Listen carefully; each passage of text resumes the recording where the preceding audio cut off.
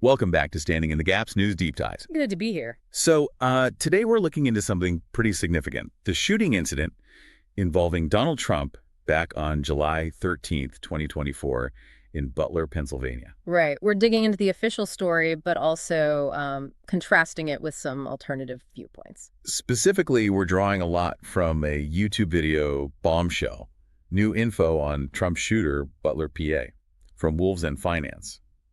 It definitely raises some questions. It certainly does. So our aim here really is to lay out the different pieces of information, look at these discrepancies the video points out, and just encourage everyone listening to think critically. Absolutely. It starts really with that stark difference between the official narrative that came out fairly quickly and, well, these other emerging details. Okay, so the official report, Department of Homeland Security, FBI, October 15, 2024. What did it basically say? Thomas Crooks, acting completely independently, planning, execution, all him. That's the story most people know. But this YouTube video, the source we're looking at, its whole point is, maybe not. The evidence, it argues, suggests Crooks didn't act alone. And one of the first things they highlight is cell phones, which sounds mundane. They found 2 phones linked to Crooks, not just one. 2 phones. Okay. The first one was up on the roof, found right near, apparently, a remote transmitter. A transmitter? Linked to what? Linked to an explosive device, reportedly in Crooks's car. Whoa, okay. That immediately brings up, well, how did you get that? An explosive device. Exactly. And the video makes a point that investigators supposedly found no internet search history about explosives, nothing on his devices. So where did the know-how come from, or the materials, if he's truly acting alone? That's the question the video poses. Then there's the second phone. Where was that found? At his home. And this one apparently had only 27 contacts. 27. Okay, so why 2 phones if you're a lone wolf? Ooh. Who are those contacts? Or who else was he maybe talking to? Precisely. The video emphasizes that, we haven't really seen detailed info released about what was on those phones, what forensics found. Right. Which just leaves you wondering, if you have thoughts on why someone might need 2 phones in this scenario, definitely drop them in the comments.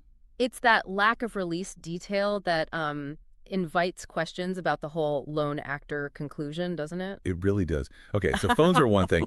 The video also digs into the actual video footage from the rally. We've all seen the clips, right? Trump being rushed off stage. Yeah, the chaotic moments. But this YouTube video focuses on something specific within that footage. There's a guy, bald man, making hand signals. Hand signals. During all that. Apparently. And the video interprets them as standard military signals, like stand down or hold. Okay. Directed at who? That's the point the video makes. He doesn't seem to be focused on Trump right then. He seems to be signaling someone off screen, which feels strange during an active shooting situation. Yeah, that does sound odd. Why would you be telling someone else to stand down when the main person is potentially still in danger? Exactly. And then there's another piece of footage the video mentions, apparently harder to find, maybe from ABC News live feed. It supposedly shows a soldier standing near an SUV who actually points his weapon at Donald Trump. Points his gun at Trump. That's what the video claims. Then, apparently, he speaks on a radio, lowers the weapon, and then just runs away. Runs away. Wait, so a soldier points a gun at Trump, talks on the radio, then leaves the scene. According to the analysis in the video, yes. It raises huge questions, obviously. Who was he? Why point the gun? Why leave? Again, let us know what you think in the comments. That just doesn't track with any security protocol I've ever heard of. Not at all. It seems completely counterintuitive. Okay, shifting gears slightly. Let's talk about the weapon itself, the rifle. Right. The official report says Thomas Crooks used a DPMS AR-15, an Oracle A2 or A3 model specifically. It's a semi-automatic rifle. And the video raises an issue with how he got it onto the roof. Yeah, concealment. How did he hide a rifle like that? The backpack they reportedly found on the roof. Well, the video creator apparently did a little experiment. What did they do? Tried to fit a similar AR-15 into what they called a normal-sized backpack. And about 4 inches of the rifle, the upper receiver part, were still sticking out. Very visible. So it wouldn't fit, like properly concealed. Not according to their demonstration. Which leads to their next point. Which is? If Crooks wasn't seen carrying a big, obvious backpack before he got onto the roof, where did the rifle come from? So the video is suggesting maybe the gun was already there, right, waiting for her. That's the implication, yes. Suggesting pre-planning, maybe coordination. Okay, if you're finding this breakdown useful, folks, do hit that like button and subscribe. We try to get into the weeds on these things. And the weeds definitely continue when we look at the crime scene itself as presented in the video. What's the issue there? First off, the shell casings.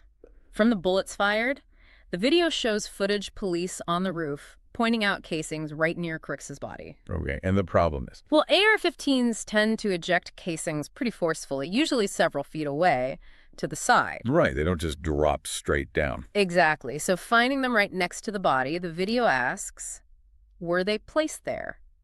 Or was maybe a different gun involved that ejects differently? And does the official ballistics report clear this up?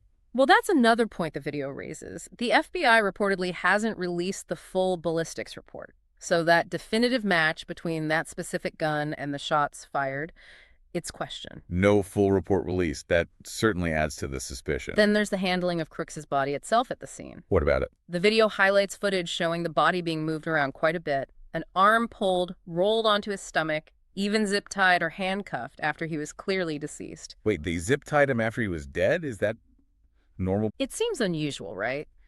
The video questions why a body at a crime scene would be manipulated like that before the coroner arrives and does their work. What are the standard protocols? Maybe some listeners with law enforcement backgrounds can weigh in. Yeah, good question. What else about the body's position? Its location on the roof. The video argues if he was shot by a sniper right at the edge of the roof, wouldn't his body likely fall at the edge or very close? Makes sense. Yeah. Where was it found? Apparently a full body length away from the edge, lying on its side. And crucially, the video points out, there was reportedly no blood found right at the edge of the roof. So not consistent with being shot right there. That's the argument. And also the distance between where the body ended up and where the rifle was recovered. Again, the video asks how the gun got so far from him if he was the one shooting it right before he was shot. It paints a picture, doesn't it? A picture that seems messy and not quite aligned with the simple lone shooter scenario. Definitely raises questions, and those questions extend to the actual bullet trajectory. Ah, yes, the path of the bullet. How does the video challenge the official account there?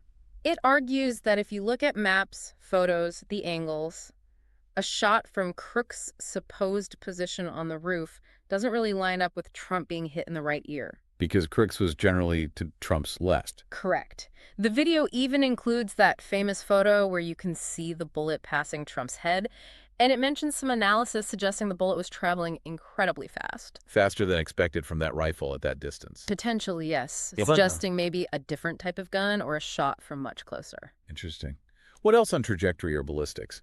There's also audio analysis mentioned in the video. Some people analyzing the sounds claim they can distinguish maybe 3, possibly even 4 different guns being fired. Different guns based on the sound. How? Differences in the sound profile.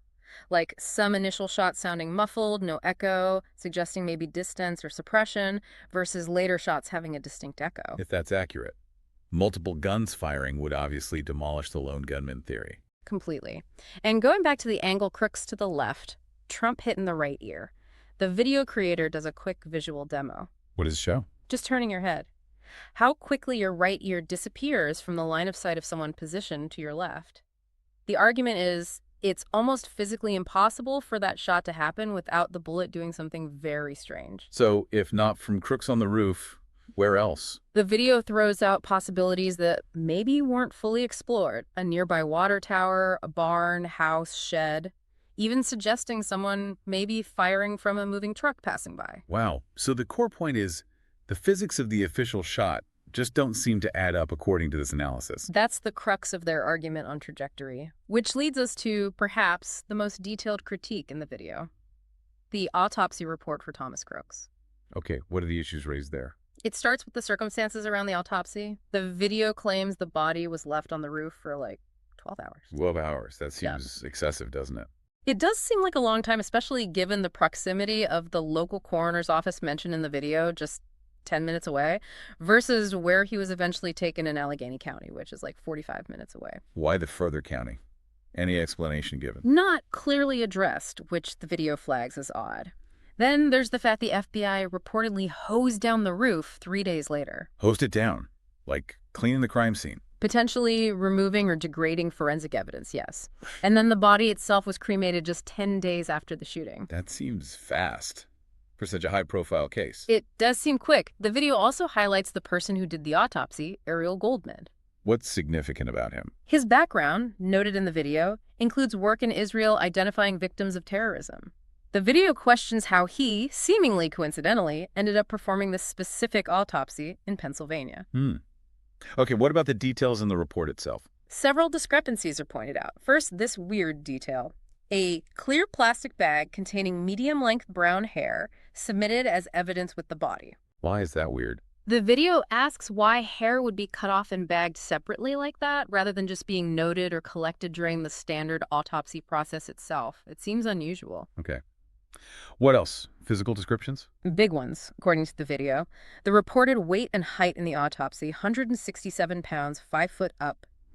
The video contrasts this with footage of Crooks, arguing he looks much thinner, maybe shorter. So a potential mismatch in basic physical stats. And eye color, too. The report says hazel. Photos seem to show dark brown eyes.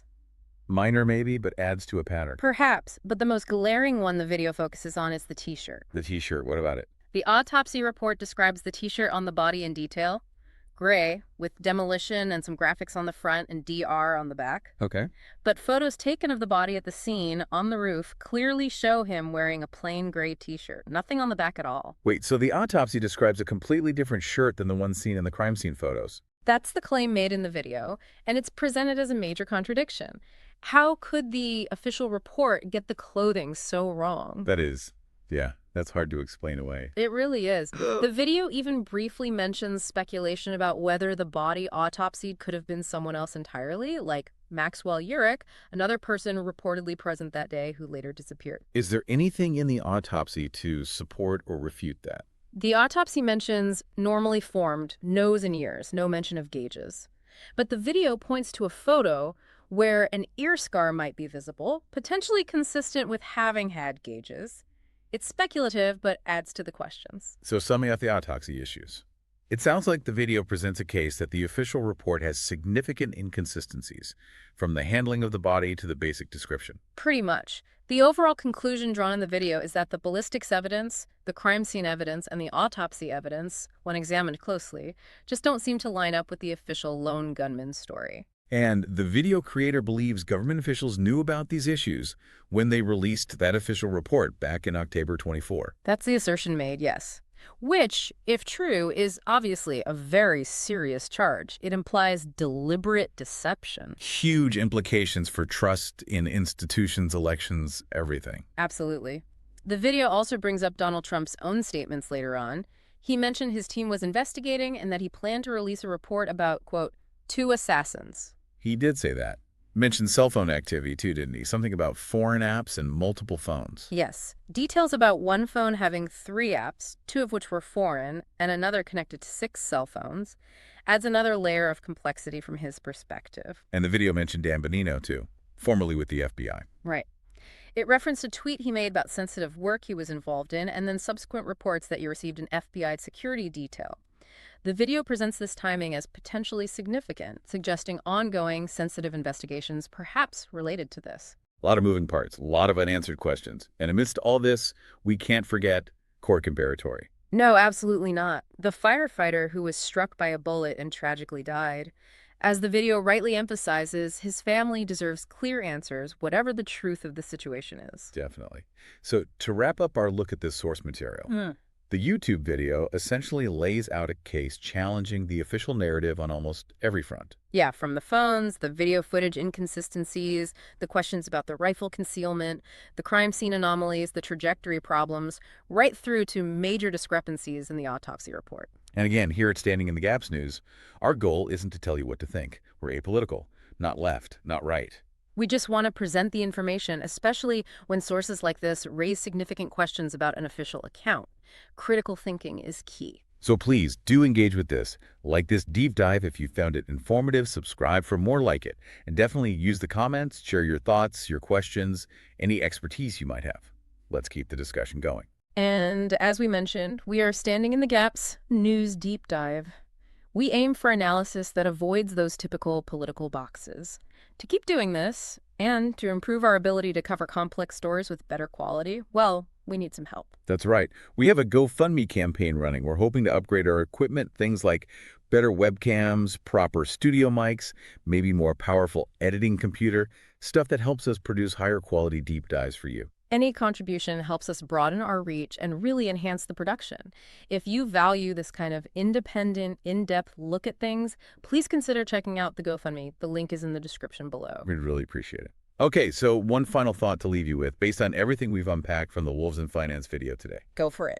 Considering all those points, the phones, the video, the gun, the crime scene, the trajectory, the autopsy, what single aspect of the official story seems the most difficult to square with the evidence presented in that video? And looking forward, what path of investigation do you think is most critical now to get closer to the truth of what happened in Butler? Something to chew on.